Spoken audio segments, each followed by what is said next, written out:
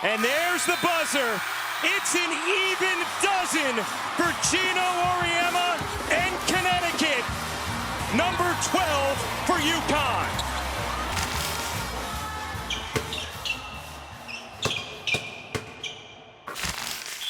In 2025, the UConn women's basketball team finally raised their 12th championship banner, returning to the peak of the March Madness mountaintop after what was, for them, an unprecedented era of title futility.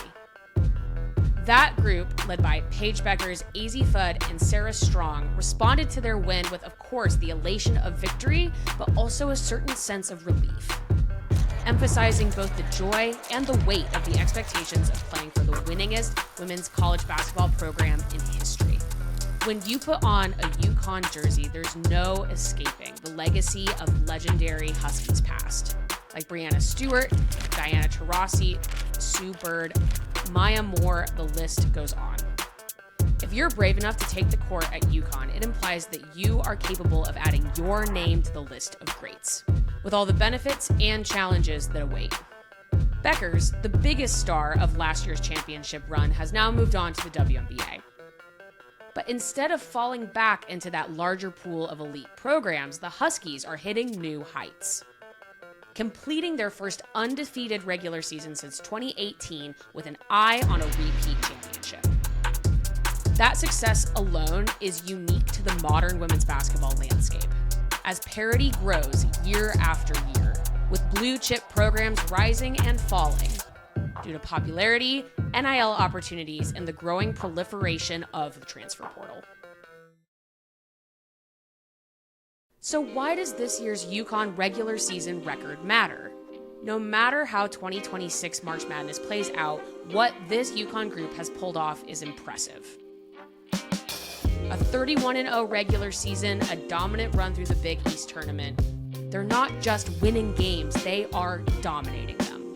The Huskies blew through their Big East regular season games this year by a whopping 41.9 point margin of victory, with UConn's overall margin of victory of 37.8 points for the entire regular season, good for third best in NCAA D1 women's basketball history. Now, a margin of victory this wide does say some things about the competition. The Big East isn't as strong as some other power conferences, and UConn's usually aggressive non-conference schedule did see the bottom drop out a little bit, with uncharacteristic down years for Notre Dame, USC, and Tennessee. Notably also, no regular season meeting with South Carolina this year, though those two programs are expected to pick that back up in the fall. However, there are reasons to believe that UConn's dominance will hold up to national scrutiny this year, because this team can beat you in so many different ways. Versatile forward Sarah Strong is now a sophomore with an argument for best player in the country, leading the team in both points and rebounds. But you just go down the list and they've got a specialist. You look at the outside shooting and efficiency of senior guard Azzi Fudd, an emphasis on defense from players like KK Arnold, and a sense of overall depth from the team's young players that might even outmatch last year's championship winning squad. They all kind of have similar characteristics, the ones I've been involved in, UConn head coach Geno said of his undefeated seasons. Really close-knit teams that really love playing together, and you get a little bit of something from everybody every night. They've been fun to coach. But the irony of analyzing where this UConn team sits in the history of great women's basketball regular seasons is that most of their past competition is themselves. That impressive margin of victory that they've cultivated, it actually sits behind two other UConn teams who went on a blistering run starting in 2014, completing their undefeated season and postseason in 2016. UConn has actually completed an undefeated regular season 11 times, including this most recent group, with 6 of those teams going on to complete the perfect season with a national championship. And those undefeated regular seasons tend to come in clusters. 95, and then again in 97, there's 2001 to 2003, 2008 to 2010, and then 3 years in a row from 2015 to 2018. And every single year that UConn runs the table, the season tells a story of the incredible combination of talent on the court. many of whom went on to illustrious professional careers after dominating with UConn in college. Because the great UConn teams over the decades didn't just win. They both reflected and progressed the evolution of women's basketball as a sport. So let's learn a little history, shall we? In what could be considered the truly modern era of women's basketball that we are currently in, that UConn team from 2012 to 2016 played with a flair that we may never see again.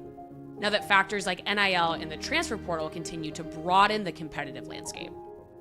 That team, led by four-time NCAA champion Breanna Stewart, was so good that they fielded accusations of being bad for basketball. A complaint that even this year's squad has to hear from time to time. Those teams in the 2010s were littered with future WNBA champions, like Stewart, Stephanie Dolson, Kia Stokes, as well as future WNBA All-Stars like Nafisa Collier and Gabby Williams.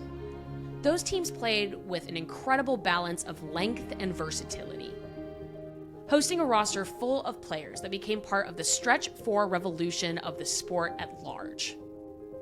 They had bigs who could shoot, they had tall wings, they had pro-level guards, and they were unstoppable. From 2014 to 2017, UConn rattled off a record 111 straight wins. The fact that the championships dried up after Stewart's exit is actually such a testament to the chaos that March Madness can bring. But that's only one era. Let's go even further back. How about the rosters that led to UConn's back-to-back wire-to-wire perfect seasons in 2009 and 2010, capped off with championships? Still the only team in history to pull that off. Those squads were led by possibly the greatest women's basketball player of all time, Maya Moore, who set individual record after individual record as UConn rattled off 78 straight wins over the course of those 2 seasons, winning 60 of those games by over 20 points. Those squads were further anchored by former WNBA MVP and current all-time career-leading rebounder Tina Charles, as well as WNBA All-Star guard Tiffany Hayes. Moore and Charles developed an inside-outside game for which opponents had no answer, and their averages were wild. Charles scored 25 points with 19 rebounds in the 2009 National Championship game, while Moore averaged 24 points a game throughout the entirety of the 2010 tournament.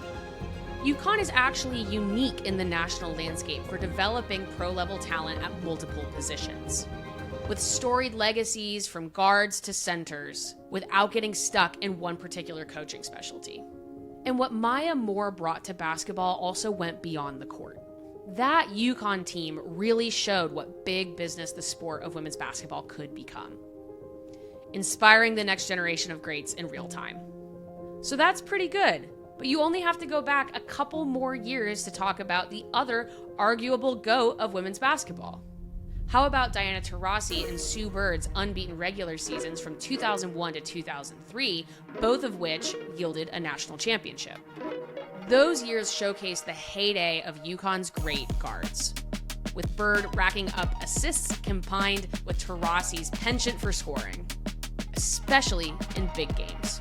The best way to explain it is that we have Diana and you don't, and every other team in the tournament wishes they had her. That's what Ariema said in 2004. They were also joined by prolific forward Swin Cash, who handled a lot of rebounding and defensive responsibilities. That was just a stop on her way to a multi-championship winning WNBA career. So is that not impressive enough? How about the team that started it all, the 1995 undefeated national champions, who helped spark the movement that led to the creation of the WNBA? That team was led by arguably UConn's first ever superstar in Rebecca Lobo, a future Hall of Famer who dominated the boards, and she put the program and women's basketball on the map. She also benefited from great guard play from Jen Rosati, who went on to be a 2-time WNBA champion and, not for nothing, a general manager in the league.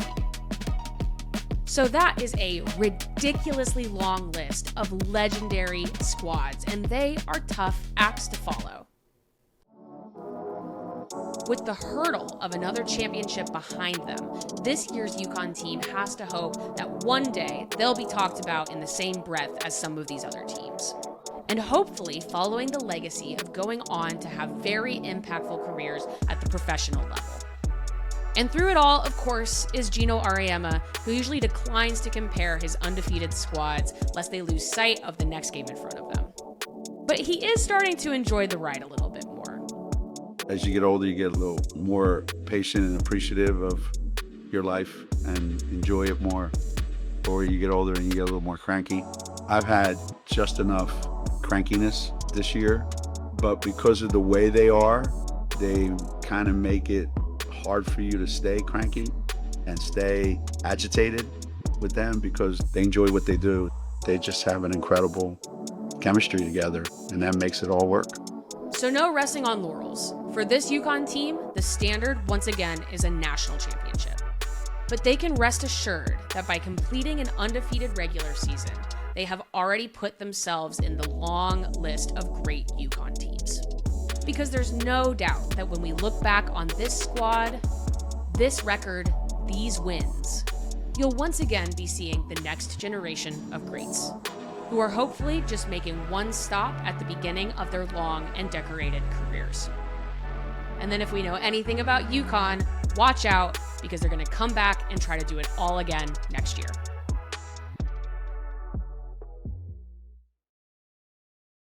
If you liked that video and want to see more, like and subscribe to Just Women's Sports on YouTube.